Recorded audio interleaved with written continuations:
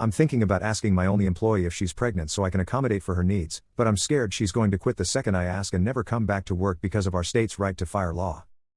I own a small cafe, and only have one employee. She was recommended by a frequent customer, her husband, when I posted the listing.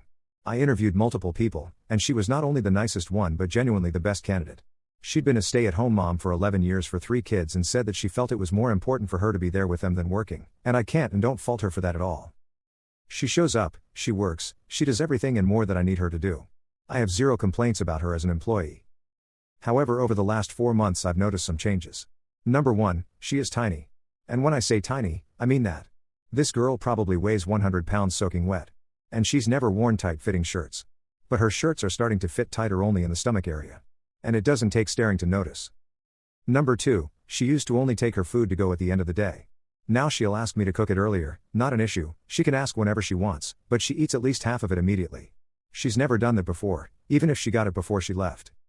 Number 3, her husband has come in a few times and also her father and asked her things along the lines of how she's feeling, and I've overheard her talking about a doctor's appointment multiple times. Now we live in a right-to-fire state, so after talking to my wife I get why she might be worried to tell me in the case I might do so. But I don't want to, and I won't. But I'll admit I'd be a liar if I said I wasn't a bit worried she'll have the baby and not come back to work when she's the only one there to help me out. So, would I be a jerk or way out of line for asking her if she's having a baby? Commenter: yes, you are a jerk for sure. 1. She has every right to privacy and you have no right to ask. If she's choosing not to share, assuming there is anything to share in the first place, there may be a good reason for it, medical or otherwise, or maybe she just doesn't feel it's a necessary conversation to have with her employer because she is not required to do so. 2. I'm not going to assume anything about state employment laws where you are, but even if you follow them and can legally terminate her because you think she might be pregnant, you're a jerk. Also, you run a cafe, not a surgical team. Hire someone part-time so you feel more comfortable. Sheesh. Oop, I do not intend to fire her at all. I just need to make arrangements for whatever amount of time she needs off, if she'd like to come back. We haven't been open even a year. And our space is limited. 3+ employees will be trampling on each other in our cooking area.